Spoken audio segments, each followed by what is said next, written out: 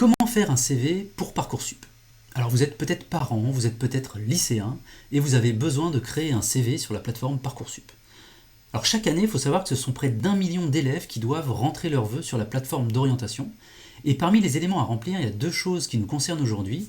Donc il y a une rubrique qui s'appelle Activités et centres d'intérêt, et puis il y a certaines formations qui demandent tout simplement un CV. Alors qu'est-ce qu'on met dans un CV quand on est lycéen? Qu'est-ce qu'on peut raconter? Qu'est-ce qu'on doit inclure? Qu'est-ce que les formations attendent? Comment peut-être on peut gonfler un CV qui est un peu juste? Ou quelles sont les actions qu'on peut entreprendre au dernier moment?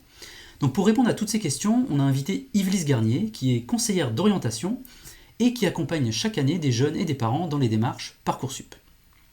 Mais avant de commencer, un petit mot à propos de DoYouBuzz. Alors DoYouBuzz, c'est un outil, une application en ligne de création de CV, et justement, pour tous les lycéens qui doivent créer un CV pour Parcoursup, on leur offre un abonnement premium. Donc l'abonnement premium DoYouBuzz, ça permet d'utiliser tous les designs de CV DoYouBuzz et de créer autant de versions de CV qu'on le veut, et on verra que c'est utile notamment pour Parcoursup.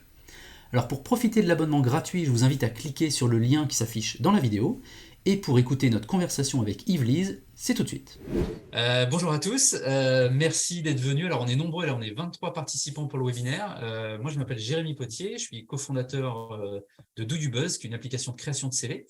Et régulièrement on invite des professionnels du secteur de l'emploi pour parler recrutement, pour parler CV et pour donner des conseils actionnables afin que chacun puisse avancer dans sa recherche d'emploi et pas se retrouver bloqué.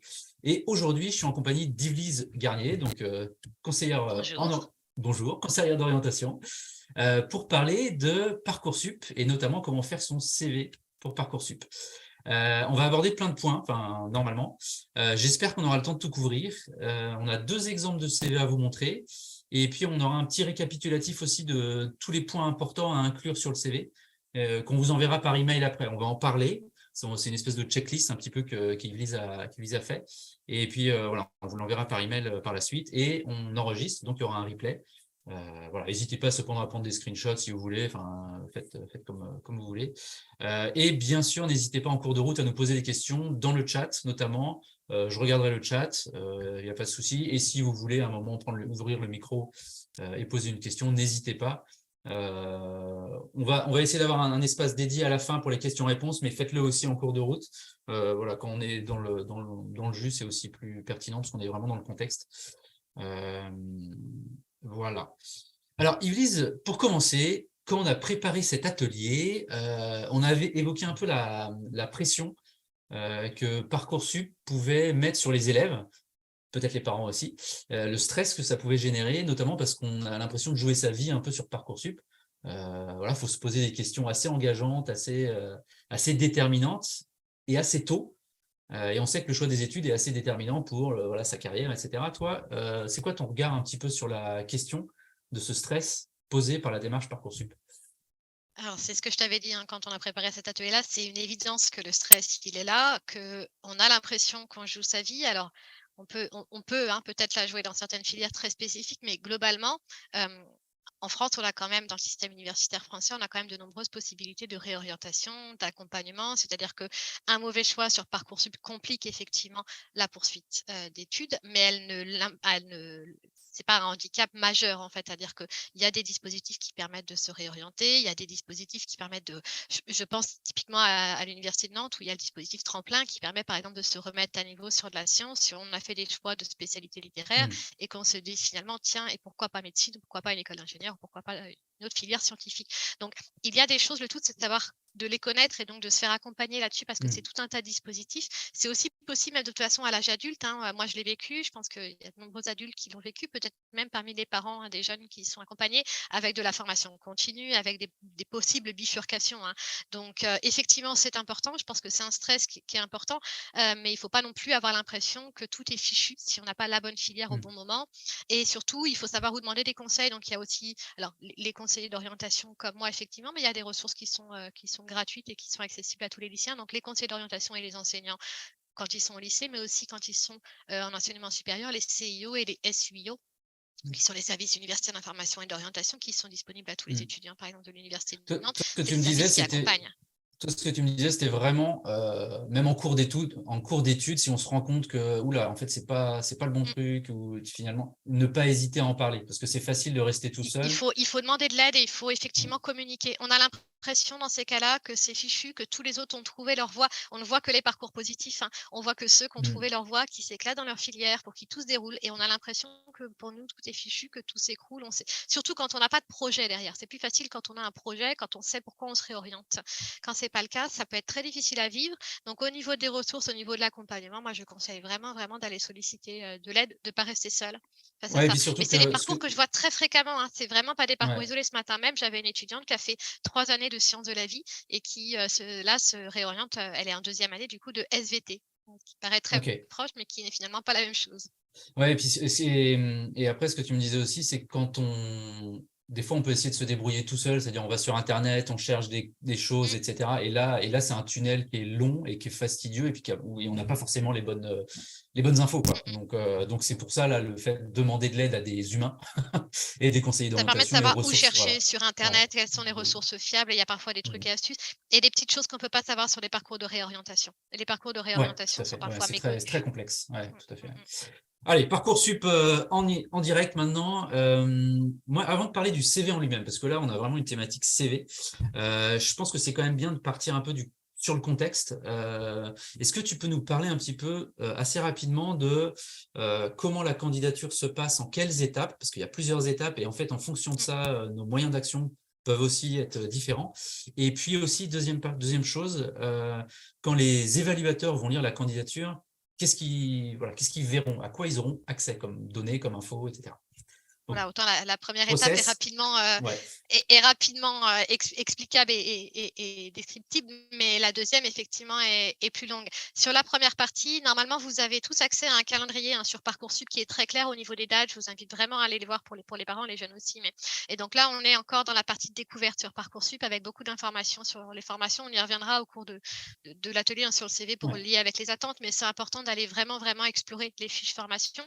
Ça, c'est une période de découverte. On fait ses choix.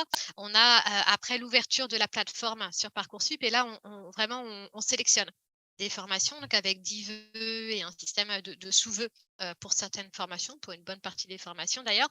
Et puis, cette période-là, elle dure en général jusqu'à, alors cette année, je n'ai pas regardé la date exacte, mais en général, c'est toujours aux alentours du 20 mars. Donc, le calendrier doit le préciser, hein. On est sur une période vraiment où on établit ses vœux. Donc ça, c'est aussi beaucoup d'échanges, si possible, avec les enseignants, hein, les professeurs principaux qui connaissent aussi vos enfants, qui peuvent vous guider, même si c'est une réflexion personnelle et voilà, mais c'est aussi les enseignants parfois qui sont de bons conseils, hein. Donc, il ne faut pas hésiter à les solliciter sur cette partie-là pour faire des vœux qui soient cohérents avec votre parcours, cohérents avec ce que vous voulez, mais aussi accessibles. En Mm. fait. Évidemment, je conseille d'avoir toujours une formation non sélective, qui ne demande pas en Au fait cas de où. classement des étudiants pour assurer le coup. Et Mm. puis après, du coup, on entre dans une deuxième partie qui n'est plus finalement dépendante de l'étudiant, mais qui est, enfin, quoi que si, il y a toute la partie en fait où il doit mettre son dossier en ligne. Donc ça, une fois qu'on a sélectionné ces formations, on a encore un peu de temps, hein, cette année. Il me semble que c'est jusqu'au 6 avril, 7 avril peut-être, où on a du temps pour travailler ces candidatures. Donc retravailler la partie en fait, hein. Alors sur Parcoursup, c'est ce que je t'expliquais, c'est qu'il y a effectivement besoin d'un CV typique, classique, avec la feuille CV, etc., comme on peut le faire sur Do You Buzz pour certaines formations, mais pour la plupart des formations, ça va se dérouler dans une partie en fait qui est spécifique, avec les centres d'intérêt, les activités, l'ouverture au monde, etc., l'engagement, l'expérience. Donc Mm. ça, c'est transmis à toutes les formations, mais on peut aussi rajouter du coup des éléments en plus. On peut rajouter, travailler vraiment son projet de formation motivée, hein, donc l'équivalent de la lettre de motivation. On peut travailler toute cette partie-là de manière plus approfondie. On peut rajouter des documents, hein. Certains demandent tout un tas de choses en plus, des liens vers des books, par exemple, des portfolios, ce genre de choses. Donc, en fonction de la formation, il y a toute cette partie-là qui est à travailler. Ça laisse un peu de temps, ça, hein, pour travailler une candidature. Et on en parlait pour éventuellement faire un stage de dernière Mm. minute si on veut importer un peu un dossier. Oui, parce qu'il y a Et pas au mal niveau, d'actions de dernière minute à faire. On en a une oui, petite liste là. éventuellement, même Ouais, si si on se sent un peu évidemment, on limité, est tous ouais. d'accord qu'il vaut mieux faire les choses en Mm. avance et ne pas se stresser plus, surtout dans une année de terminale qui est déjà bien remplie et bien stressante. Néanmoins, en cas de dernière minute, il y a encore des solutions. qui sont pas l'idéal, mais qui peuvent aider. Tu me questionnais après sur donc du coup après en fait c'est la partie où les formations à partir de cette période ont commencé à donner leurs réponses avec ce système voilà alors j'alerte aussi sur la nécessité d'être en veille avec vos enfants sur Parcoursup. Les dates sont importantes. Ah voilà, si vous avez un enfant qui est carré, qui va faire ça tout bien, qui se met des dates de rappel dans son agenda, c'est génial. Souvent ils sont assez stressés, donc sur le début ils le font bien. Sur les réponses un peu plus tardives, voilà, il y a des délais hein, pour répondre, pour accepter des vœux ou non. Ils sont importants, ils sont pas négociables et on peut pas revenir dessus après, une fois que ça a été voilà, ou quand on refuse un vœu par erreur, ou etc. Donc soyez attentifs sur purement le côté pratique en fait, administratif de Parcoursup. C'est vrai que c'est important ça. Mettez-vous, je conseille aux parents hein, d'avoir une vigilance avec les enfants là-dessus, sans être non plus dans les pousser tout le temps, mais d'être attentifs. Oui, parce Et que puis, c'est beaucoup de détails, en fait, ce que tu me disais, hein, c'est c'est beaucoup de on peut détails. facilement se planter sur un petit truc, on a oublié un document qui était important ou des choses comme Ouais, ça, ouais. et c'est Je dommage, vais quoi. je t'avais donné un exemple très concret, je vais le redonner ici parce qu'il est particulièrement parlant. J'ai accompagné l'an dernier une jeune fille qui souhaitait intégrer STAPS. STAPS, alors nous dans la région en particulier, à Nantes, STAPS est particulièrement pas sélectif puisque ce n'est pas une licence sélective au sens propre du terme. Néanmoins, il y a un classement et ils prennent les premiers. C'était l'an dernier 22%, je crois. Donc bon, on peut jouer sur les mots si on veut, mais disons qu'il y a une sélection de fait. Et STAPS demande en fait le niveau hein, de pratique sportive et notamment débutant, départemental et régional. Et l'étudiante que j'ai accompagnée là, elle souhaitait vraiment intégrer STAPS, elle avait plutôt un profil adéquat. Mais quand j'ai vérifié avec elle son dossier, en fait, elle avait noté débutant. Pourquoi? Parce qu'elle n'avait pas d'attestation de son niveau qui était en fait régional, puisqu'elle participait vraiment à des compétitions. Mais elle n'avait pas pensé à demander l'attestation à son entraîneur. C'est très dommage et ça impacte clairement une candidature. Alors, elle l'a demandé au dernier moment, on l'a mis en ligne sur le fil du rasoir, mais c'est vraiment, vraiment un détail. Mais ouais, c'est catastrophique. C'est-à-dire que sans cette attestation, elle était à 20 places hein, dans la liste d'attente. Donc, clairement, elle n'aurait pas eu cette filière-là dans laquelle elle est cette année. Donc, attention, hein, vraiment vérifier. Vos enfants ont tout rempli d'un point de vue, voilà, surtout sur les filières sélectives. Évidemment, si c'est une filière non sélective et qu'il y a plein de places et que tout le monde rentre, c'est moins important. Même si moi j'aime bien faire les choses tout le temps comme il faut, mais néanmoins, bon, vous voyez bien que l'enjeu n'est pas le même. Par contre, dès qu'il y a de la sélection, c'est tellement dommage en fait de se faire recaler sur un détail comme ça. Ouais. Vérifiez aussi les copier-coller hein, de vos enfants sur les projets de formation motivée ou sur des choses comme ça, où il y a des copier-coller avec des noms de formations qui ne sont pas modifiés, etc. Enfin là, on est vraiment dans le détail, mais bon, le soin apporté à la candidature est important. Et en dehors du soin, tu me posais la question, effectivement, deuxième partie, de savoir quelles étaient les attentes des formations et ce qu'elles regardaient. Alors, Alors, ouais, ce qu'elles regardent. Déjà, ce qu'elles regardent, les documents, en fait, auxquels elles ont accès pour, alors, normalement, ça, je pense que les parents sont au courant, en tout cas, Ouais. les élèves le sont. Ils regardent les notes. Hein. Je pense que ça, les professeurs ont briefé les élèves là-dessus, donc ils regardent les notes. Évidemment, ça va être les 3 bulletins de première ou les 2 bulletins pour ceux qui fonctionnent en semestre. Et puis, les 2 premiers trimestres de terminale ou le premier bulletin si c'est par semestre, pareil. Les notes de français, pour certaines formations, c'est extrêmement important. Les notes au bac de français. Je pense à infirmière, hein, bête, mais la formation d'infirmière regarde les notes de français. Donc ça, c'est un premier tri qui peut être tout simplement un tri algorithmique. Hein. Je regardais, alors c'est un exemple qui ne donnera personne, mais je regardais hier les conditions d'admission de la CPGE lettres à Henri IV. Clairement, ils annoncent la couleur. L'an dernier, ils ont fait un tri direct. Tous ceux qui avaient moins de 14 de moyenne au regard de critères qu'ils avaient fixés, les dossiers n'étaient même pas examinés par quelqu'un, c'est-à-dire que c'était directement éliminé. Donc, ça peut aussi jouer là-dessus. La plupart des formations vont quand même avoir des critères un petit peu plus larges. Donc, ça va être aussi la motivation, les appréciations comptent énormément. Moi, je conseille aussi hein, vraiment de discuter de son projet de formation avec les professeurs principaux parce que ce sont eux qui vont remplir, par exemple, la fiche avenir, qui est une fiche en fait qui est très importante, hein, notamment pour les formations effectivement qui demandent de la motivation et de la connaissance de la formation. Donc ça, c'est des critères qui sont importants et qui ne sont pas forcément toujours vus des parents. Et puis, certaines formations vont regarder les activités extra-professionnelles, les investissements, les engagements citoyens. Globalement, tout ça, c'est toujours pris en compte, mais c'est d'une manière plus ou moins importante, selon la sélectivité, selon la réputation, selon ce qui vit. Donc, moi, je conseille hein, de vraiment regarder dans la partie Parcoursup, vous avez sur chaque fiche formation, vous avez critères et critères d'analyse. On va aller en voir une. On va aller en voir une okay. tout à l'heure. Ouais. Et C'est ça intéressant. vraiment Ouais. fouiller, regarder tout, télécharger le rapport d'examen des vœux qui est tout en bas, allez voir comment c'est fait le classement algorithmique. Vous allez voir qu'il y a des fois des formations qui sont très voilà, il y a quasiment rien dedans et il y en a qui sont très, très précises et ça permet, par exemple, de voir que, tiens, cette formation-là nécessite, d'avoir Mmh. une bonne capacité relationnelle, de travail en équipe et cetera. Bah, tiens, je vais essayer de participer davantage ce trimestre-là au projet de groupe, de montrer que je suis capable de travailler en équipe et cetera, ou je vais le mettre en avant dans ma lettre de motivation ou dans mon CV. Ouais, tout à fait. Ouais, c'est ça qui est, je pense, qui est intéressant de comprendre, c'est que il y a plein de choses enfin, tout le principe d'un CV, d'une lettre de motivation, c'est de réussir à valoriser quelque chose qu'on a fait. Mmh, Et alors, la première étape, c'est déjà se souvenir qu'on a fait de cette chose-là et de se dire, tiens, ça peut être pertinent. Mais un exemple tout bête, c'est les démarches qu'on a fait pour son orientation. Ça se valorise, par exemple, sur un CV. C'est tout bête, hein, mais complètement. on va en parler un peu peut-être dans notre listing aussi, mais de dire qu'on a fait une journée porte ouverte, ça se mentionne. Qu'on a fait la journée porte ouverte de l'établissement dans lequel on postule, on va le mentionner sur le CV. Et parce que ça montre un intérêt, tout simplement. On s'est D'où déplacé, je on a fais un parlé lien à des avec ce que je disais profs. tout à l'heure, mais d'où faire attention avec le copier-coller, hein, de la Ouais. journée portes ouvertes que je vois très fréquemment avec le mauvais nom d'établissement. Et du coup, le côté fiche à venir, ça c'est un truc intéressant aussi, moi qui m'avait marqué, c'est parce que là, c'est là où le professeur principal va faire ses recommandations, Mmh. hein, c'est ça. Alors Et du les coup, les professeurs, parfois il y a les ouais, professeurs de voilà. spécialité aussi, les Et du coup, si à un moment, alors ils vont généralement être plutôt sympas, c'est-à-dire qu'ils vont pas vous dire ils vont pas dire à la formation que cet élève mmh, c'est un fainéant et qui fait rien, etc. Mais ils vont pas mentir non plus. non, Donc ce dont ils ont besoin à ce moment-là, c'est d'éléments pertinents pour valoriser l'élève.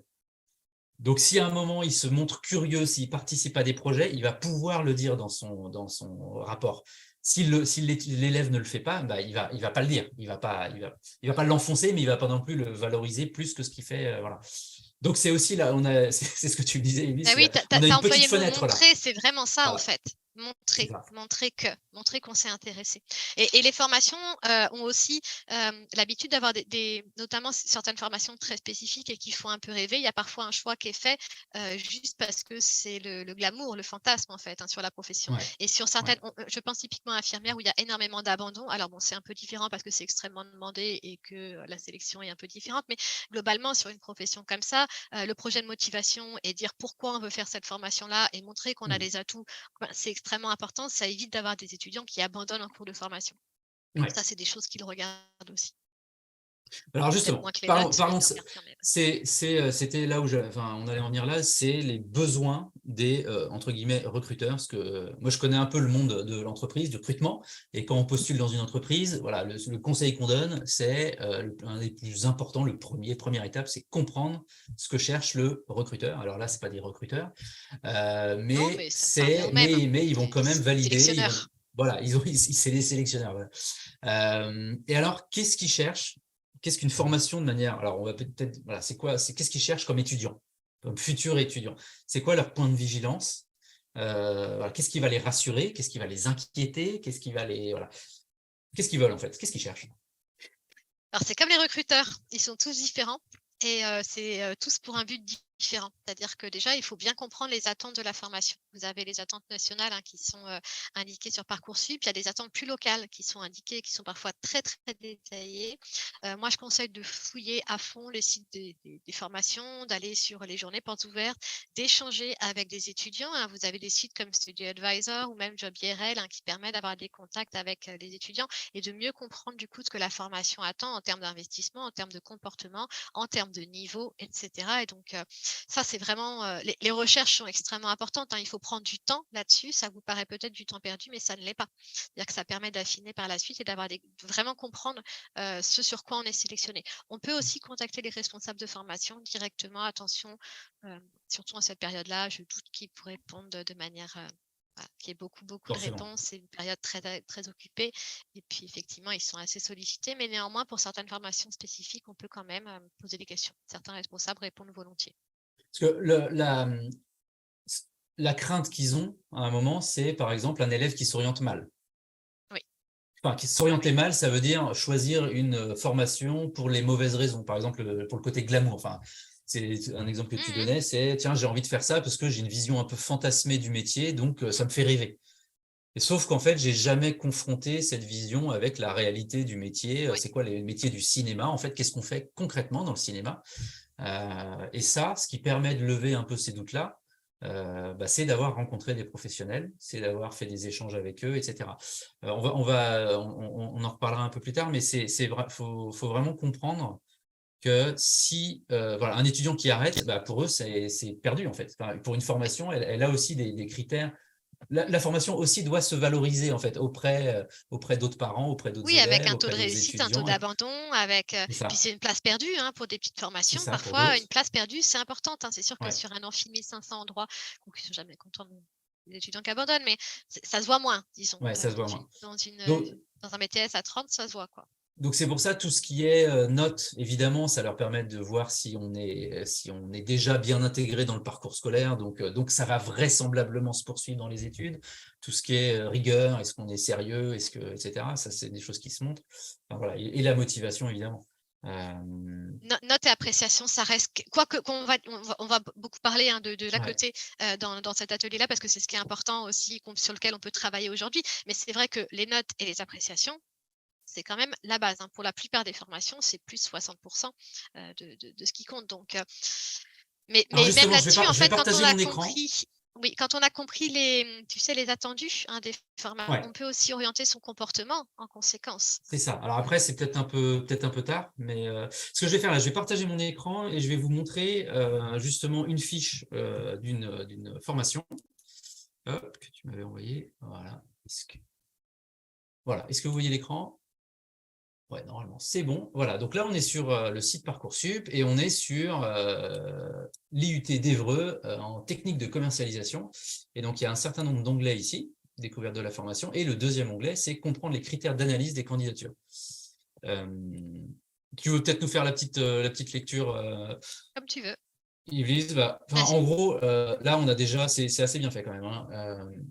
Grille d'analyse des candidatures, résultats obtenus, compte pour 40% alors pour cette formation-là. Alors ça, honnêtement, c'est un taux qui n'est pas forcément ultra courant. Et ça veut dire que le reste est extrêmement important. En fait, vous voyez, c'est un poids. Alors, les compétences, méthodes de travail, savoir-faire, là, on est aussi un peu dans les appréciations des enseignants et du chef d'établissement. Par contre, effectivement, la formation, tout ce qui est motivation et cohérence du projet, tout ça, il le voit dans le projet de formation motivée, notamment, et dans les actions faites aussi qu'on peut mettre dans le CV. Mais oui, ça, c'est extrêmement important de le faire. Et là, c'est le critère, par exemple, dans les... Là, je suis sur le détail des grilles. Donc là, c'est vraiment résultats scolaires et on va vraiment encore un peu plus dans le détail. Langue vivante, sciences de gestion, mathématiques, et on voit le niveau de critère d'importance, l'importance du critère.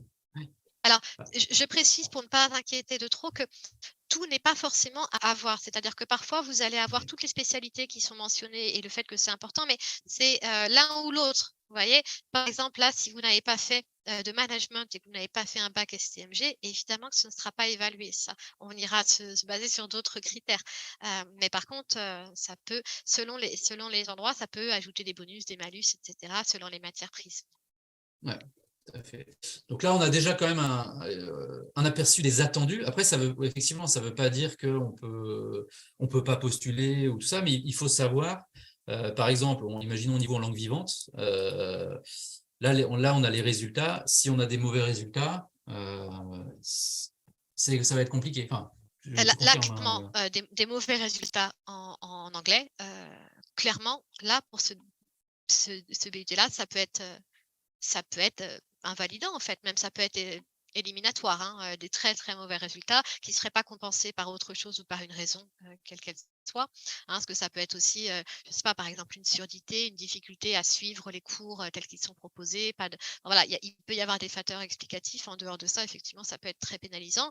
Et ce sont des formations dans lesquelles, effectivement, je conseille de mettre autre chose à côté pour assurer le coup si vous avez vraiment envie de les tenter, quoi, parce que... Alors, qu'est-ce qu'on met à côté, justement? Alors, bon, on va un peu dans le vif du sujet, mais du coup, si à un moment, on a l'impression que sur un des critères d'admissibilité, on est un peu en dessous, on ne se sent pas super armé, mais on sent quand même que le projet est quand même réfléchi, etc. Qu'est-ce que tu recommandes? Alors, il y a plusieurs choses à faire. Ça dépend de si on veut augmenter déjà d'un point de vue des connaissances ou si on veut augmenter d'un point de vue ce qu'on appelle les soft skills, hein, avec c'est un nouveau terme à la mode, avec tout ce qui est comportemental, les compétences transversales, etc. Donc, j'en donne un exemple, mais c'est par exemple effectivement la curiosité, la capacité à prendre la parole à l'oral, ce genre de choses. Donc, sur les connaissances pures, globalement, normalement, on n'est pas trop pénalisé quand il y avait une option qui n'est pas disponible dans son lycée. Et encore, j'ai envie de dire, ça peut parfois être le cas. Typiquement, je pense à quelqu'un qui voudrait postuler dans une prépa maths et qui veut vraiment, qui n'a pas fait maths expert, par exemple, ça peut être très pénalisant pour certaines prépas. Pour d'autres, moins sélectifs, ça ne le sera pas. Mais dans ces cas-là, là, je pense typiquement à l'exemple du management. Si on veut, on peut aussi se former un peu à côté. Alors attention, c'est l'année de terminale, hein, donc il ne faut pas non plus se surcharger. Mais il existe des plateformes, hein, il me semble que tu les as mises dans le petit document que tu as créé pour l'atelier. Des plateformes type edX, FunMOOC, il y a aussi des MOOC au CNAM aussi. Hein, il existe tout un tas de choses de formation très courte, hein, c'est pour voir juste quelques heures, pour de la découverte de matières qui, à défaut d'apporter des connaissances évidemment qu'on aurait pu acquérir dans un bac spécifique, peuvent permettre de montrer un intérêt et une capacité à suivre. Donc ça, je précise que c'est gratuit, hein, il y en a plein de gratuits. Donc ça peut permettre de rehausser un peu des connaissances. Et puis après, sur le reste, il est possible, alors déjà effectivement, d'aller aux journées portes ouvertes, de rencontrer des professionnels. Pareil, j'ai donné des liens qui permettent de rencontrer des professionnels en direct, de rencontrer des étudiants, ça c'est aussi très important de la filière qu'on vise pour du coup là augmenter le côté un peu motivation, à défaut si les résultats scolaires sont pas forcément excellents. Il est possible aussi, je précise que les dates sont importantes sur le calendrier Parcoursup. Vous avez vu du coup 6 ou 7 avril du coup, bien sûr. Donc, de professionnalisme, j'ai pas vérifié la date précise, mais il me semble que c'est l'une de ces deux. J'irai le 7. Et du coup, on a encore un peu de temps après la validation des vœux, du coup, mais avant la complétion des dossiers de candidature, on a un peu de temps pour faire un stage. C'est toujours possible de faire un stage au lycée. Les lycées, normalement, guident assez bien dans cette démarche-là. Certains, d'ailleurs, moi, je vois de plus en plus de lycéens que j'accompagne qui ont fait des stages. 1 voire 2 stages en seconde et en première, souvent.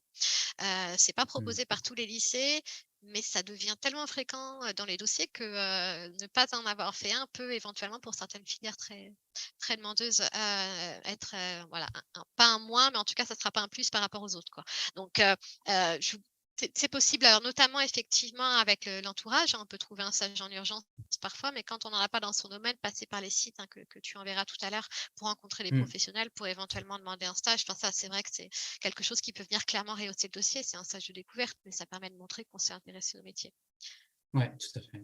Et, on peut peut-être les citer, hein, les plateformes, parce que je pense que c'est quand même, si je les envoie dans le document, pour échanger avec des professionnels. Donc là, l'idée, c'est... le principe de cette démarche, c'est confronter son idée du métier, l'idée qu'on se fait, la représentation, avec quelqu'un qui fait vraiment ce métier. Et comme ça, on peut lui poser toutes les questions qu'on veut. Voilà, clairement. Notamment des questions qu'on ne trouve pas sur les fiches métiers, du style, est-ce que vous aimez bien votre métier? Qu'est-ce que vous aimez le moins? Si vous pouviez changer quelque chose de votre parcours, ce serait quoi? Qu'est-ce que vous me conseilleriez? Enfin voilà, plein de choses qu'on ne voit pas dans les fiches métiers. Donc là, tu as, par exemple, comme site, tu avais Job IRL. Alors, My Job Glasses, Job IRL, effectivement. Alors, il en existe un, je n'ai pas l'URL en tête, mais c'est Rencontre Pro Pays de la Loire ou Pro Pays de la Loire, quelque chose comme ça. Si vous tapez ça dans un moteur de recherche, vous devriez l'avoir. Alors, je vais vous mettre je vous les mets dans le chat. Voilà, ça. Mais le dernier, là, je viens de citer, est un... Je trouve qu'il y a moins de monde, en tout cas les retours que j'aime disent que ça fonctionne moins bien, sauf qu'il y a des professions qui sont moins présentes sur les autres. Et puis surtout, il est spécifique au Pays de la Loire, ce qui permet de rencontrer quelqu'un de visu, alors que pour les autres, c'est toute la France, donc c'est parfois en visio. C'est bien aussi en visio, mais c'est vrai que au niveau du réseau, c'est moins efficace un petit peu. Donc là, ça, ces 3 de faire sites-là, ça, c'est des gens qui ont accepté, hein. Des professionnels qui se sont mis volontairement sur ce site-là pour échanger avec les étudiants. Donc, il y a une volonté de partager, en fait, hein, de transmettre et d'échanger sur son métier. Donc ça, c'est vraiment, faut en profiter. C'est des gens qui sont là en plus, quoi. Pour ça. Et ça, c'est des choses qu'on va valoriser sur son CV, par exemple. On va dire, j'ai échangé avec 3 professionnels du secteur et hop, on donne les intitulés, enfin, je sais pas quoi, pour dans une partie, par exemple, hein, sur travail sur mon projet personnel, professionnelle, par exemple, hein. Ça peut être l'accompagnement avec une conseillère d'orientation, ça peut être des stages, ça peut être voilà, la participation à des journées portes ouvertes, voire même à des journées d'essai, hein. Je précise qu'il est encore temps de s'inscrire à tout un tas de journées d'essai. Alors, en particulier à l'université à l'essai, je vais le mettre dans le chat parce que j'ai pas le lien en tête, mais c'est l'université à l'essai de Nantes, en fait, hein, qui permet en fait d'assister à des cours et de manger gratuitement au restaurant universitaire le midi avec un ticket de rue. Donc ça permet de découvrir l'ambiance, l'environnement, les cours, voir si ça nous plaît. Et ça, alors ça a deux effets. Un, déjà, on peut le valoriser dans le CV en montrant qu'on a travaillé son projet d'orientation, qu'on n'y va pas par hasard. Secondo, et c'est quand même l'effet que je trouve moi le plus intéressant, c'est qu'on acquiert du vocabulaire, une vraie connaissance du métier. On sait en parler, enfin du métier ou des études, hein, parce qu'à ce stade-là, c'est pas toujours un métier très précis. Mais en tout cas, on peut du coup, dans le projet de formation motivée, être beaucoup plus clair, beaucoup plus concret. Moi, je vois clairement une différence avant, après, entre les lycéens qui ont une idée très précise de ce qu'ils veulent faire et de pourquoi ils veulent le faire. Je vais donner un exemple, hein, mais j'ai régulièrement des jeunes gens qui veulent devenir éducateurs de jeunes enfants. Et quand je pose la question, mais pourquoi vous voulez faire ce métier-là? La réponse, c'est parce que j'aime les enfants. Ben, c'est une bonne raison, mais il y a plein d'autres métiers avec des enfants. Pourquoi pas enseignant pour transmettre? Pourquoi pas effectivement auxiliaire de périculture pour être plutôt dans le soin? Pourquoi pas faire des enfants soi-même, hein, parce que quand on aime les enfants, on peut aussi avoir cette solution-là. Pourquoi éducateur de enfants? Il y a d'autres critères qui rentrent en ligne de compte, notamment la volonté d'animation, d'avoir des activités. Enfin, c'est un peu plus large que ça. Donc, on le voit bien, ceux qui ont rencontré des professionnels ou pas, clairement. Ouais, Et puis, le lien là que tu viens d'envoyer, hein, oui, voilà, c'est Study un autre Advisor, sujet. Ouais. voilà, Study Advisor comme Job IRL, alors plutôt Study Advisor parce que c'est vraiment une grosse commune. Répond, ce sont des étudiants qui conseillent en fait d'autres étudiants ou d'autres lycéens. Et donc, ça permet d'avoir des infos sur la formation qu'on vise. Ça permet aussi, du coup, d'avoir effectivement un peu de retour d'expérience, de savoir comment ça se passe, voilà. Et puis, pourquoi pas de solliciter aussi sur la relecture d'un CV ou d'une lettre de motivation. Ça, c'est aussi des choses qui peuvent se faire. On parlait des MOOC tout à l'heure, hein, pour pouvoir améliorer aussi son profil en termes de connaissances. Il existe aussi des MOOC à l'orientation. Alors, il me semble que je t'avais mis le lien, là, si tu pouvais le partager là, parce que moi, je ne l'ai pas pareil sur… mais c'est des MOOC à l'orientation. Donc ça, vous pouvez le retrouver sur le site Terminal 2022-2023, qui est une mine d'informations que je vous invite à fouiller en détail. Il y a plein de choses très intéressantes, notamment ma première année avec des témoignages. Il y a des cours en ligne aussi, hein, notamment pour des matières qu'on n'a jamais vues au lycée, comme par exemple le droit, même si maintenant certains ont fait l'aspect, ou psycho, donc voir à quoi ça ressemble des cours de droit ou de psycho. Et puis il y a ces fameux MOOC. Et donc là, effectivement, il y a des MOOC donc, pour préparer son année, mais aussi pour découvrir les formations. Et ça, c'est des choses qui peuvent se mettre dans un CV en disant j'ai suivi le MOOC sur tel sujet, ça m'a beaucoup plu, mais quand on dit ça m'a beaucoup plu, il faut pouvoir argumenter, c'est-à-dire ça m'a beaucoup plu sur telle et telle chose, quoi. Ouais, tout à fait. Ouais, donc les MOOC, il y a vraiment l'aspect métier et compétences, montrer que je m'intéresse à un métier en particulier et du coup je développe un intérêt. Et là, c'est vraiment, là on est plus dans la partie je travaille mon projet pro, j'étudie ce que c'est que vraiment une formation, quoi. Et c'était une preuve de sérieux aussi, hein, de travailler son projet pro. Tout à fait. Alors, pour déculpabiliser les parents, je précise que la plupart des CV que je vois, moi, avant de leur travailler, sont très nuls.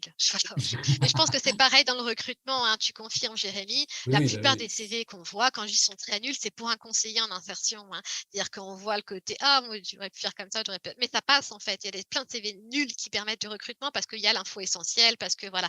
Donc, déjà, retravaillez le CV avec votre enfant pour avoir quelque chose de propre, de clair, d'aéré, de facile à lire. Il ne faut pas oublier que parfois, il y a des centaines et des centaines de candidatures et que les commissions pédagogiques ont énormément de CV. Donc, travailler quelque chose qui soit facilement lisible et déjà, il y a une marge qui est franchie. Donc, si vous rajoutez en plus tous les conseils avant, évidemment, c'est encore mieux. Mais… Et bah, du coup, je te propose qu'on passe maintenant sur le CV dans le détail. À moins que tu avais peut-être une dernière chose à dire sur l'entourage, etc. Mais là, je pense que… il nous reste qu'une demi-heure. Voilà, il faut y aller. Alors, un CV. Donc, revenons quand même juste sur Parcoursup, parce que ce que tu l'as dit rapidement un peu tout à l'heure, il y a deux, entre guillemets, CV. Il y a un CV qui est en fait un des formes. Alors, comment ils appellent ça? C'est un nom particulier? Alors, c'est la partie activité et centre d'intérêt, je crois qu'elle est intitulée comme ça. Mais qui a plus ou moins des contenus similaires au, entre guillemets, CV traditionnel. Alors, historiquement, c'était même le CV Parcoursup, ça s'appelait en CV. fait. Hein. Ouais, c'est ça. Voilà. Mais ils l'ont Et changé parce que c'était intimidant. là, on rentre les données qui sont demandées. Alors, c'est une par formation ou c'est générique celui-là? C'est Non, le celui-là c'est général, c'est-à-dire général. que le Ok. projet de formation motivé va être pour chaque formation.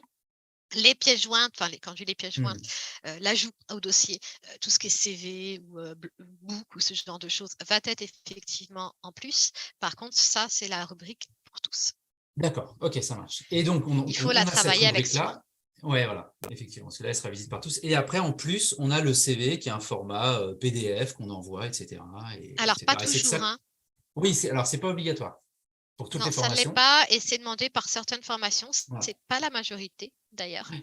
mais toutes les formations très sélectives en général ont tendance à demander effectivement ça en plus. Et toi, tu recommanderais même pour les non sélectives d'envoyer un CV, ou enfin, ça où il y a un peu de compète, mais Pas ou... Si c'est pas demandé, c'est pas utile. Il faut vraiment bien regarder ce qui est demandé et faire bien ce qui est enfin, vraiment avoir des outils, des documents qui soient bien travaillés. Si le CV est pas demandé, c'est que globalement, c'est pas ce sur quoi ils vont se Ok. baser et pas sûr non plus Oui. que ce soit possible de le mettre en pièce jointe si, je sais pas, Ah oui, d'accord. Ou ça peut être optionnel peut-être des fois. On peut le mettre, mais c'est il y pas a des pièces demandé complémentaires officiellement. des fois Voilà. qu'on peut Ok. ajouter, mais Ok. Alors, pour faire, donc là, on parle vraiment du CV qu'on rajoute en pièce jointe, etc. Mais je pense qu'il y a des choses qui sont dites, qu'on va dire là, qui sont aussi valides pour le CV ah ouais, générique, enfin, complètement, complètement. l'activité et centre Mmh. d'intérêt. Hein, ouais. Allez, Ce qui parlons change, c'est la des... forme, hein, la façon dont Ouais, on agence les choses et le côté visuel, hein, le graphisme qu'on met. Et ça permet de ouais. mettre des choses complémentaires parfois aussi, mais globalement, le contenu est le même. Sur les généralités un peu sur le CV, toi tu me rappelais, bon, CV une page, parce qu'on est Mm. étudiant, donc on n'a pas non plus, enfin ça va être dur d'aller un peu plus Ah loin ouais, c'est déjà. indispensable, ça. Ouais. Ordre chronologique inversé, le Mm. plus récent tout en haut, Très ça souvent c'est oublié. un code. Ouais, ouais, ouais. Mm. C'est, le Surtout plus chez les récent, jeunes. c'est ce qu'on lit en premier. C'est ça Ouais. en fait, c'est ça qui est censé être le plus intéressant. C'est ce qu'on a fait il n'y a pas longtemps, quoi. Adapter son CV à chaque formation. Ça, c'est un truc. Ouais. Euh, Et ça va être là la différence avec la ouais, partie centre d'intérêt et activité, même ouais. c'est-à-dire que là, il faut vraiment, s'il y a des cours en anglais, il faut que l'anglais soit vraiment bien décrit. S'il y a effectivement besoin de faire du travail en équipe, ou d'avoir un bon relationnel, par exemple, ou d'avoir une prise, de parole à l'oral qui soit efficace ou une excellente orthographe. Alors ça, c'est des choses qu'on voit souvent aussi au travers, hein, de tous les autres documents, de candidature, hein. C'est un ensemble, c'est-à-dire qu'on ne peut pas dire: «Ce critère-là n'y est pas, ne sera pas pris» ou «Ce critère y est, on sera pris».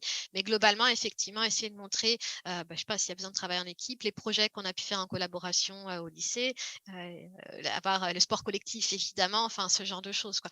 On parle de rigueur et de concentration, peut-être qu'on peut mettre qu'on a fait des championnats d'échecs, même si on n'a pas forcément été, très loin. Si on les a fait pendant quelques années, ça montre aussi qu'on aime ce genre d'exercice. Voilà, c'est vraiment, regarder attentivement, c'est vraiment le meilleur conseil que je peux donner, hein.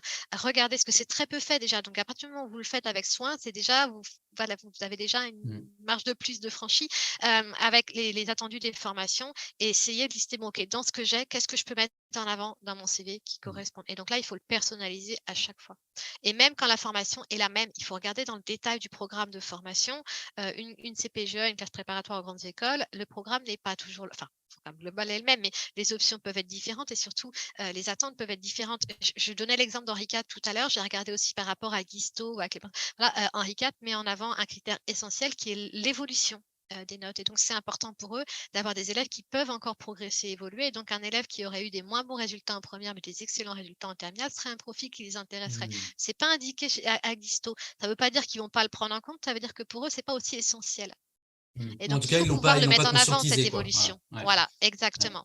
ouais. Donc, c'est vraiment sur des points de détail. Les BTS ne sont pas tous les mêmes. Il n'y a pas toujours les mêmes options. Il n'y a pas toujours les mêmes langues d'étudier. Même sur les DUT, c'est pareil. Il peut y avoir des parcours en anglais. Il peut y avoir ce genre de choses. Et même dans les facs, hein, il y a des parcours spécifiques parfois. Enfin, voilà, même l'ambiance n'est pas la même. Les profs ne sont pas toujours les mêmes. Donc, allez creuser sur les sites des formations. Allez vous renseigner pour adapter le plus possible. Ouais. Et puis l'orthographe.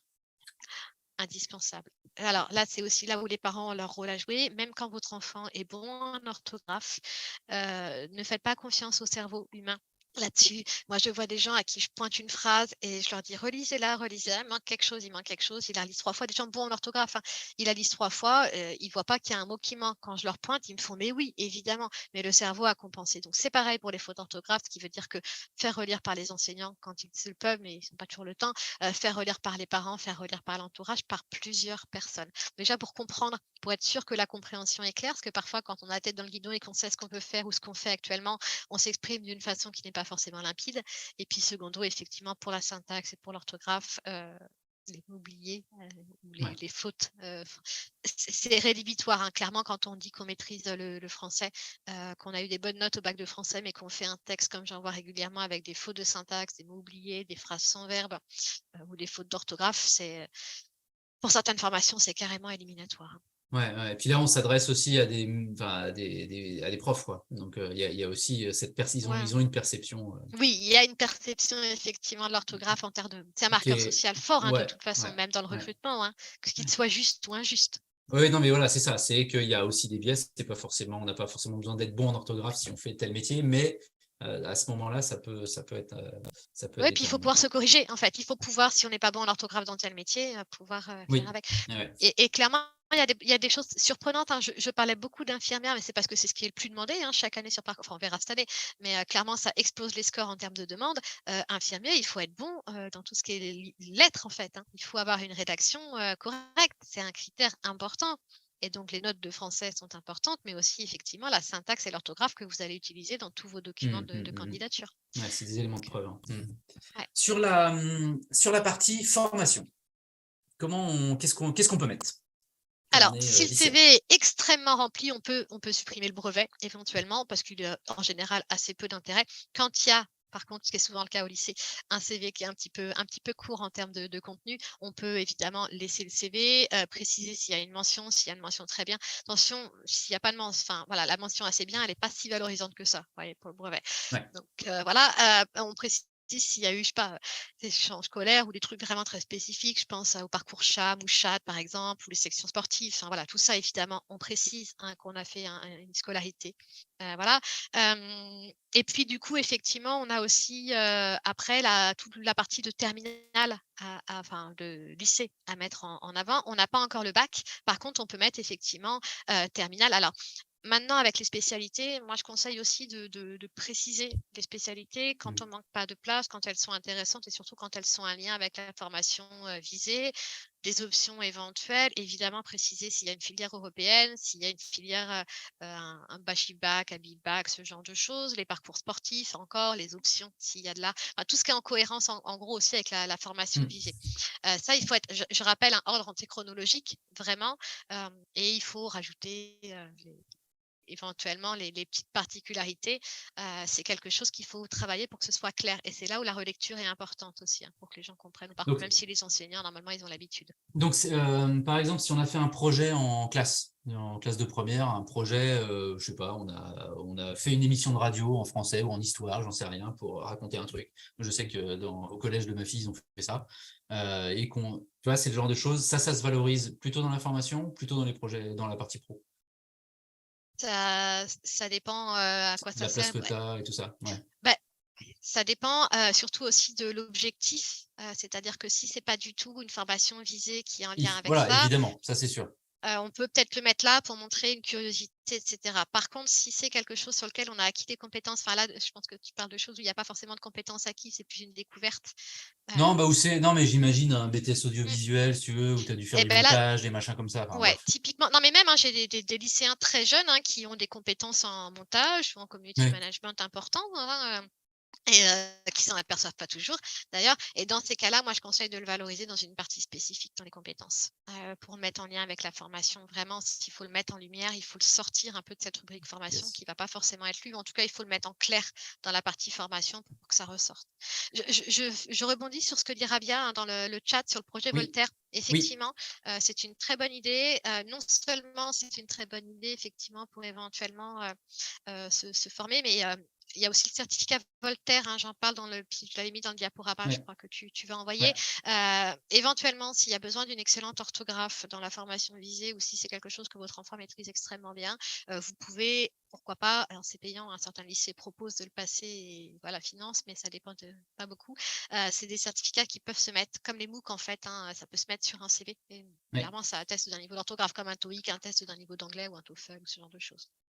Ouais, ça c'est un petit plus intéressant. Sur les autres formations, diplômes, tout ce qui est BAFA, permis, secourisme, tout. Tout ça, Ça se met. tout ce que vous Voilà. pouvez, tout ce que Ouais. vous avez fait en plus en fait. Ça c'est vraiment important pour montrer qu'on Ouais. va au-delà aussi du scolaire. Donc faut vraiment se remémorer. Attends, c'est quoi tous les trucs que j'ai fait, formation d'arbitrage, ça c'est pour les trucs de Mais en fait, sportifs, en sport, j'imagine. Voilà, c'est voilà, ça. Dans voilà, un sport, il y a on souvent oublie, des. il y a pas que le sport, mais c'est là où je le vois Ouais. principalement, des formations d'arbitrage, de coaching, en fait, des jeunes qui évoluent au sein de leur club et qui prennent en charge les poussins ou voilà, les plus jeunes et qui du coup ont quand même pas mal de choses à valoriser en termes d'expérience. Donc déjà, ce bénévolat peut se mettre dans la partie expérience à condition de bien préciser qu'on est un bénévole, mais ça peut aussi se valoriser quand il y a eu des petites formations, ça peut se valoriser dans cette partie-là, évidemment. Je sais que certains jeunes font un brevet d'initiation à l'aéronautique, alors c'est peut-être juste dans la région, j'ai pas loin de Saint-Nazaire, donc aussi c'est peut-être là un biais professionnel au regard de mon activité localisée. Mais clairement, ce genre de choses, ça se met. Enfin, la brevet de secourisme, ça se met. Même le PICS, qui est le certificat de compétences, qui remplace le C2I, tout ça. Enfin, voilà. Et puis tout ce que vous avez pu faire à côté, évidemment. Je pense au scoutisme aussi, qui se met en valeur. Je sais qu'il est parfois connoté. On peut aussi avoir beaucoup de choses qu'on apprend dans le scoutisme, notamment quand on a fait de l'encadrement et qu'on se dirige vers des métiers d'animation. Évidemment que c'est un plus. Sur les expériences, alors il nous reste plus beaucoup de temps, donc mais bon, c'est normal, on a plein de choses à dire. Sur les expériences, bon déjà il y a les stages de troisième, Alors stage les de lycée. Stage de troisième évidemment. en particulier, s'il est très intéressant au regard de la formation qu'on on a fait dans la communication, on veut dans la com, évidemment qu'il faut le mettre. Stage de lycée, et puis s'il n'y en a pas, pourquoi pas essayer d'en faire un là aux vacances de février. Et puis essayer de valoriser toutes les petites expériences auxquelles, parce que souvent on va penser au job d'été pour ceux qui en ont déjà eu, on va penser aux choses qui sont très formalisées en fait, aux expériences de ce type-là. Il faut aussi penser aux expériences qui ne sont pas formalisées. Par exemple, le babysitting dans la famille, on l'a fait, on garde les enfants de sa tante, ses petits cousins, tous les mois, par exemple, 2 soirs par mois. Ils sont tout petits, ça demande une grosse responsabilité parce qu'ils sont 4, mais on oublie de valoriser sur le CV parce que ça ne semble pas être un vrai contrat.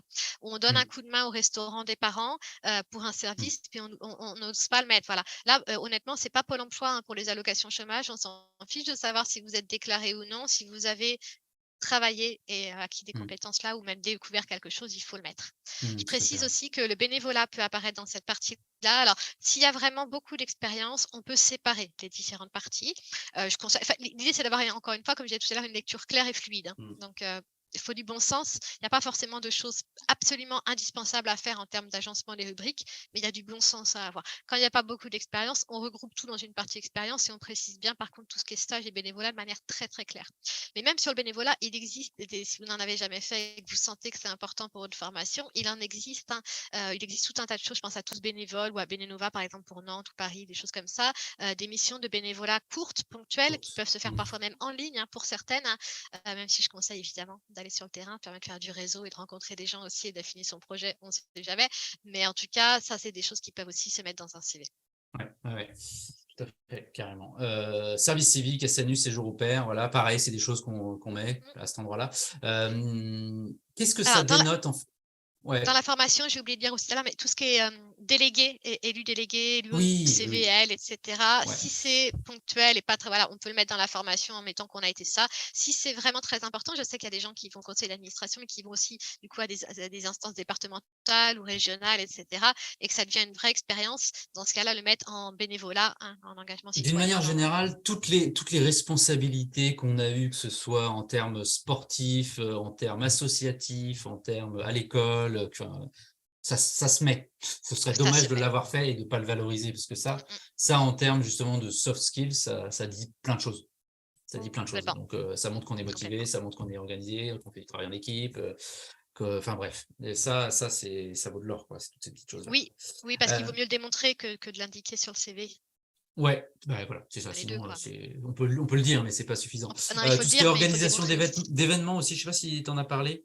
Non, j'en ai pas encore parlé. Ouais. Effectivement, hein, tout ce qu'on fait, parfois qu'on valorise pas bien, hein. Dans le cadre du lycée, on a participé à l'événement du bal de promo de fin d'année parce que, les profs, souhaitaient le faire avec des élèves, ou on a fait une pièce de théâtre, voilà, ou monté un club de je ne sais quoi, ou, t je sais pas, j'ai vu l'autre jour une lycéenne qui, faisait partie d'une association non au harcèlement scolaire, hein, qui du coup, faisait des ateliers. Elle a été formée, elle fait des ateliers dans son Mmh. lycée. Ça, c'est des choses qui sont très intéressantes et qu'il faut évidemment Mmh. valoriser. Mmh. Quand je dis très intéressante, faut pas faire, ça compensera pas un 8 de moyenne, hein, en 1re et en terminale, hein, mais effectivement, ça vient compenser par contre un dossier qui peut être un petit peu moins valorisé. Bah oui, tout de suite, ça saute aux yeux, et puis d'autant plus si les autres ne le font pas, en fait. Enfin, malheureusement, mais Clairement. c'est vrai Non, que mais s'ils ne clairement, le, oui. enfin, parce qu'on peut le faire, mais ne pas le valoriser. Ça, Ouais. c'est le pire, en fait. Parce qu'à la limite, on l'a pas fait. Bon, bah, on l'a pas fait. Mais là, on l'a fait, on le met Mmh mh. pas. Non, bah non, ça va pas. Alors, ce qu'on Dans fait les, en dehors aussi, hein, vraiment, je pense typiquement au ouais, community management. Tu vois, l'an dernier, j'ai eu un étudiant qui, visait des études, voilà, qui ne savait même pas qu'en fait tout ce qui était, community management, ça pouvait être un métier. Et clairement, il gérait, un serveur Discord, un groupe Facebook, il allait voir dans les outils Meta Business, enfin voilà, avec, un volume qui a été une activité semi-professionnelle, voire, quasi professionnelle. Et vraiment, je pense que ses parents ne s'étaient jamais aperçus. Il bidouille sur les réseaux sociaux, il se dit qu'il aimerait bien faire ça, mais je sais pas trop si c'est un métier. Bah si, carrément, c'est un métier et effectivement, c'est, à valoriser. Enfin, c'était vraiment ce mmh, qu'il faisait. Il réservait des stands en fait à Art to Play avec, des montants importants à gérer. Enfin voilà, c'était une vraie activité et elle n'apparaissait pas dans son ouais, CV, ouais. ce qui est très dommage. Et c'est souvent le plus évident qu'on met pas, en fait. C'est ça qui est un peu dramatique, c'est ce qu'on fait au quotidien. On se dit, bah non, mais ça, Mmh. c'est normal, je le fais. Donc, et on a tendance à pas le mettre, effectivement. C'est très dommage. Est-ce qu'on a Il y encore avait des d'autres choses sur les expériences? Mais pendant que tu réfléchis, je vois les questions, Ouais, en ligne, oui. hein. Est-ce qu'on peut valoriser certains types de lecture? Ah bah, Oui, on alors va ça, y dans les arriver, ouais. loisirs, ça va me permettre de faire le lien, si Voilà, tu c'est veux ça. bien, Jérémy, Vas-y, avec les vas-y. loisirs rapidement. Les loisirs, ne mettez pas, enfin, le nombre de CV où je vois avec la liste, cinéma, musique, sport, voyage, lecture. Bon, éventuellement art, mais ça, je le vois moins souvent. Et puis, honnêtement, j'ai une triplette de tout cela quasiment systématiquement avec pas de détails. Donc oui, évidemment, on peut valoriser certains types de lecture. Moi, je conseille de mettre des détails à chaque fois. J'ai mis quelques exemples dans ce que je t'avais envoyé. Mais effectivement, si on est intéressé par le marketing ou le développement personnel ou le commerce, hein, comme c'était noté là, mettre pourquoi pas les podcasts aussi, hein, qu'on écoute. Alors attention à pas noyer le lecteur, mais mettre son podcast préféré, une émission, un youtubeur qu'on adore sur tel et tel sujet. On peut mettre des lectures à des livres, des auteurs qu'on a adorés, qui nous ont fait réfléchir, qui nous ont fait grandir ou qui nous ont appris des choses. Mais il faut transmettre un petit peu de passion au travers de ça. Le cinéma, juste cinéma, ça sert à rien, ne le mettez pas, quoi. Ouais, Dire, moi ouais. aussi, des fois, j'aime aller au cinéma, mais je Ouais, ouais, non, mais je faut ferai être pas de précis. ça pendant des Là, faut heures. détailler. Ouais, tout à fait. Mmh, mmh mh. Et puis pour Euh, répondre à Patrick juste en dessous, oui, tout à fait. J'ai une activité de coaching. Alors je parlerai plus d'accompagnement, plutôt que de coaching. Mais effectivement, oui, notamment sur le dossier que je peux relire. ouais. Je vous donnerai l'email, hein. Enfin, on pourra le mettre dans le chat, l'email d'Yveline, si vous voulez la contacter après. Il n'y a aucun souci. Et puis Laure Euh, demandait pour les filières sélectives, le voilà, c'est bénévolat, ça. est-ce que c'est à valoriser? Oui, oui, oui. En Ouais. particulier, en fait, pour les filières sélectives, puisque les filières non sélectives, très honnêtement, ça va être, voilà, si tout le monde est pris, tout le monde est pris. Par contre, le bénévolat, oui. Alors évidemment, encore une fois, vous voulez, voilà, j'allais typiquement arriver sur les prépas. Vous voulez postuler en CPGE, Henri IV, à Louis le Grand, à Ginette, etc.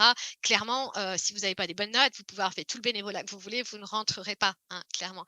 Mais par contre, ça peut ajouter un peu sur un dossier, et notamment, en fait, il cherche des étudiants qui soient pas que très scolaires, en fait, qui peuvent en avoir un peu sous le capot aussi, qui peuvent progresser, avoir une capacité de travail en plus de ce qu'ils ont fait au lycée. Donc des Mhm. étudiants qui sont curieux aussi, qui vont se sociabiliser au sein de la prépa, c'est important pour qu'il y ait une bonne entraide et un bon groupe, qui sont aussi demandeurs, qui sont curieux. Enfin, le bénévolat, ça peut montrer ça. Alors attention, encore une fois, hein, je redis, les notes sont primordiales. Vous le Mhm. verrez sur la fiche, en fait, hein, quand c'est une bonne partie, mais oui. Surtout quand c'est noté, hein. Encore une fois, alors je vous invite à aller voir les attendus pour les prépas qui vous intéressent.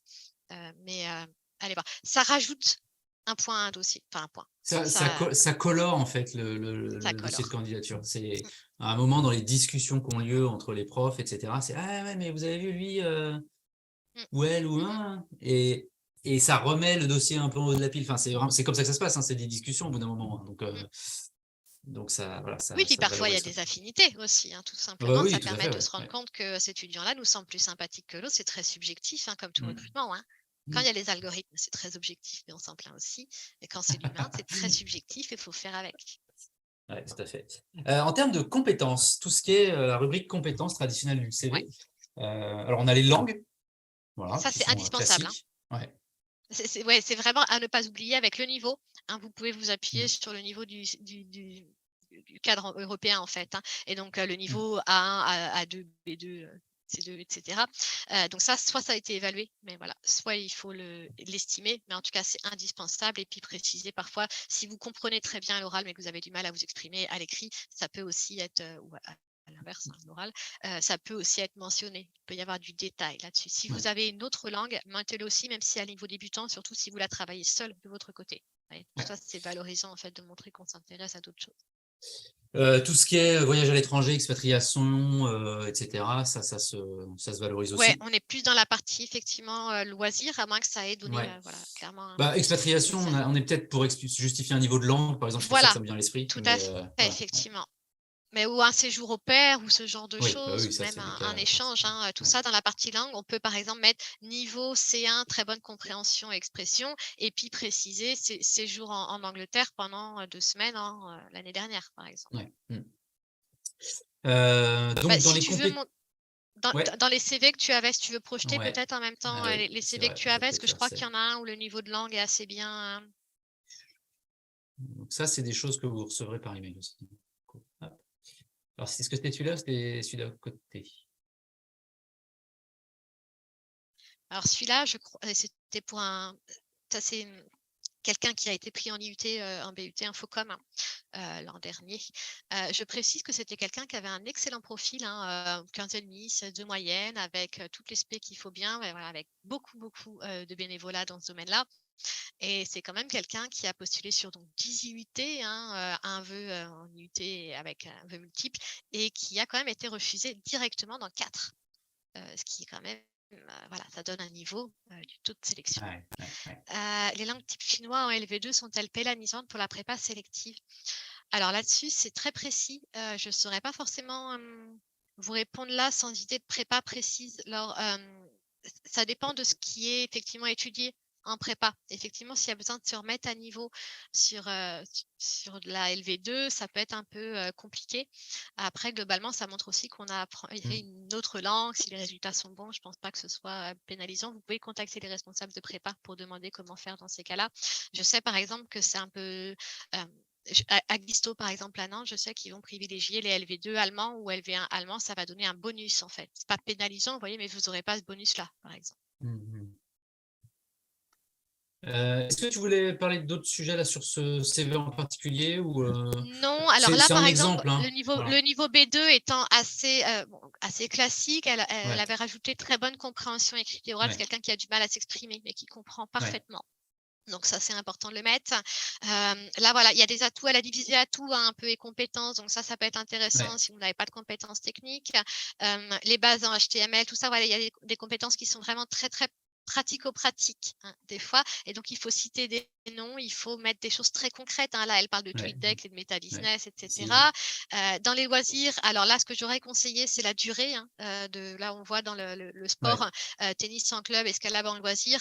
C'est intéressant comme façon de formuler, parce que ça veut dire qu'il y en a une qu'elle a vraiment approfondie et l'autre qui était plus pour elle. Mais par contre, effectivement, montrer un peu travailler effectivement la durée, depuis combien de temps, pour montrer l'investissement aussi et le niveau éventuellement.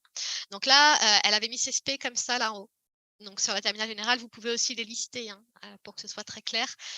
Mais là, c'est quelqu'un qui avait effectivement beaucoup d'engagement bénévole aux citoyens et donc qui avait réservé une place plus réduite à ses diplômes et formations. Vous pouvez augmenter cette partie-là si votre enfant ou si vous-même vous avez une partie expérience évidemment qui est beaucoup plus réduite que ça. Ouais, tout à fait. Et on passe sur le deuxième peut-être pour Ouais, avoir bah, au moins de toute l'avoir un façon, peu les 2 survolé. CV, hein, sont des Oui, CV qui sont quand même bien ouais, remplis, hein, ouais. évidemment, on n'attend pas ça d'un élève de terminale. Là, on est sur 2 profils. Donc là, voilà, là, l'anglais est courant. Il est expliqué effectivement par le fait que c'est une filière, internationale, hein, section britannique, hein. Donc ça, voilà, c'est important aussi de préciser sur des filières comme ça, un peu de détails. La plupart du temps, par exemple, là, si vous postulez en prépa, ces filières-là, ils les connaissent, mais il peut y avoir pour certains BTS et cetera, une méconnaissance de ces filières-là. Donc, c'est important de préciser qu'est-ce que ça représente en termes de volume horaire, et cetera, et de ce que vous voyez. Donc, vous voyez, là, les engagements d'élection au CVL, et cetera, sont plutôt en dessous. Enfin, voilà, pas dans une partie spécifique, Mmh. parce que les centres d'intérêt et les compétences sont déjà assez développés. Ne mettez pas trop de compétences, hein, c'est comme un CV professionnel. Si vous mettez trop de compétences, vous noyez votre interlocuteur qui finit par ne plus voir. Voilà, ça sert à rien de mettre des choses qui sont. Voilà. Basez-vous sur les attendus, encore une fois, des formations et faites une sélection de quelques atouts, compétences qui vous semblent Mmh. les plus. Vous pouvez vous baser, il y a des outils, hein, qui existent en ligne. Je peux aussi les envoyer, hein, si les gens souhaitent me contacter après. Il existe des outils, ce qu'on appelle de double regard, qu'on utilise en bilan de compétences. Moi, je les utilise aussi avec les lycéens et étudiants pour demander à ses camarades et à son entourage quelle vision on a de soi. En fait, c'est les autres qui cochent des Ah cases oui, avec très des bien ça, très adjectifs. intéressant. Voilà, Ouais. et ça permet parfois de se rendre compte que tiens, si on a un très bon relationnel, on pensait que c'était naturel et que c'était pas un plus, mais en fait, ça l'est. Ouais, tout à fait. Ouais. Ouais, ça c'est intéressant. Ok. Alors, je crois qu'on a fait le tour et on n'est pas trop mal. Il y a juste un petit lien que j'ai pas donné, je vais mettre dans le chat, c'est sur le bénévolat pour trouver des missions courtes. Parce qu'il y a Mm. vraiment si on a envie d'étoffer un peu son CV avec une mission courte, et bah voilà, il y a une URL pour ça, c'est formidable. Oui, il n'y a pas de fatalité, hein, sur un CV trop vide. Alors, c'est évidemment pas l'idéal de faire au dernier moment, mais rencontrer des professionnels, Ouais. aller aux journées portes ouvertes, les MOOC, le bénévolat, un stage, et cetera. Enfin, tout ça, ça peut venir. Est-ce que vous avez est-ce que certains d'entre vous ont des dernières questions? On peut peut-être se prendre encore 5 minutes, parce qu'on a commencé 5 minutes en retard. Si ça, s'il y a encore peut-être des petites. Je pense que c'est bien, là, on a couvert beaucoup de choses. Je pense qu'on a dit, on avait listé un peu tout ce qu'on voulait dire et tout est ressorti, en tout cas. Alors moi, je vais vous montrer un petit peu ce que je vais vous envoyer, là, parce que comme ça, vous aurez un petit. Ah si, pendant que tu réfléchis, je donne un dernier Vas-y. conseil. Attention, dites bien à vos enfants, en particulier pour ceux qui ont des entretiens, hein, ça arrive, notamment sur les BUT, même pas que. Il y a parfois des entretiens de motivation. Donc Eh oui. attention sur le contenu des CV. Il faut que votre enfant ait envie, ou vous même, que vous ayez envie de parler du contenu. Et je pense typiquement au cinéma, Eh oui. où et alors, tu aimes beaucoup le cinéma, avec un lycéen qui panique. Et qui répond à qui, quand on me pose la question: «Quel est le dernier film que tu as vu?» Il suffit que ce soit un film qu'il ait téléchargé, et cetera. Donc là, c'est la panique totale, et voilà. Donc c'est important d'avoir des sujets dans lesquels vous voulez échanger. Typiquement, c'est pas quand on va au Ouais. cinéma 2 fois par an qu'on met ça, mais plutôt quand on a envie de parler du dernier film, que ce réalisateur, il est chouette, que vous aviez déjà vu un film de lui et que ça vous avait enthousiasmé. Donc voilà, ce genre de Ouais. choses. Oui, oui, tout à fait. Ouais. La préparation de l'entretien, ce sera un sujet à part entière. Donc voilà, c'est juste pour vous Mmh. montrer on a un petit récapitulatif un petit peu de tous les conseils là qui vous seront envoyés. Donc il n'y aura pas autant de précision que ce qu'a dit Lise, etc. Mais il y a quand même la checklist. Et généralement, avec une checklist comme ça, on arrive quand même à bien remplir le CV, à avoir un contenu pertinent. Euh, alors, Je qu'est-ce qu'on nous. Alors, Je l'enregistrement réponds en à salle Laure, anonyme, Laure oui. qui Le pose la MOOC, question effectivement sur le MOOC, sur les oui. portes. Enfin, alors le MOOC, c'est vraiment pour découvrir la filière, hein. Les portes ouvertes, c'est plutôt le côté. Quoi qu'il existe des MOOC portes ouvertes aussi, hein. Donc tout ça, ça se met à la fois dans le CV et ça peut se mettre dans le projet de formation motivée, effectivement. Il ne faut pas le mettre de façon lourde en disant j'ai fait un MOOC là-dessus, donc je sais tout et prenez-moi. Je caricature un chouïa, mais Ouais. effectivement, vous pouvez dire j'ai découvert ce projet-là, j'ai regardé le MOOC sur ça m'a vraiment enthousiasmé pour telle et telle chose. Ça, donc, vous voyez bien que ça peut se mettre dans le projet de formation motivée, mais ça peut aussi se mettre dans une rubrique à part entière dans le CV, avec Ouais, tout travail à sur le fait. projet. Alors, Nathalie Formation. demande les bancs d'essai pour accès au CPGE sont-ils à mettre? Hop.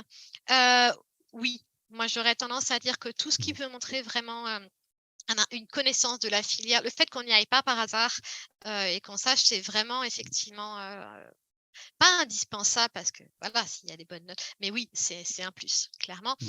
Ça montre qu'on a réfléchi. Mais de toute façon, moi je conseille vraiment de les faire, hein, de tester en fait les filières, de faire l'université à l'essai, de faire je sais que Guisto propose aussi des journées d'essai, les BTS le font aussi, le bachelor d'Audencia, le bachelor qui a un grade licence, donc une bonne formation propose aussi des demi-journées d'essai avec préparation au concours. Enfin voilà, il y a plein de choses qui peuvent se faire. Encore une fois, je précise, Terminal 2022-2023, c'est un site à fouiller de A à Z. Ouais, alors j'ai mis le lien un peu plus haut, alors je peux peut-être le retrouver, Terminal, hop, voilà, je vous le remets là.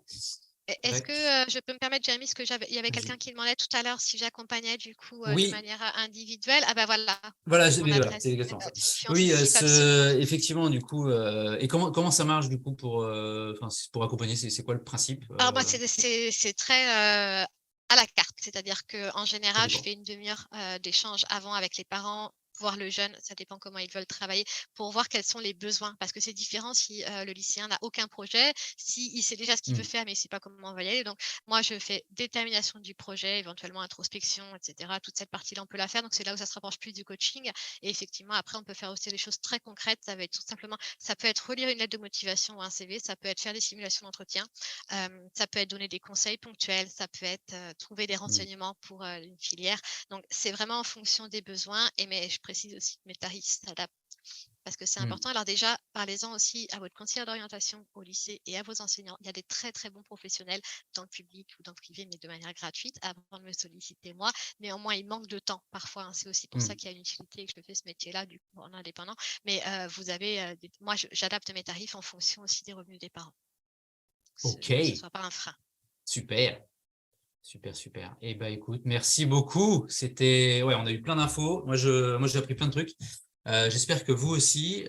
Si vous avez d'autres questions, voilà, vous pouvez écrire à Église et puis peut-être commencer à discuter.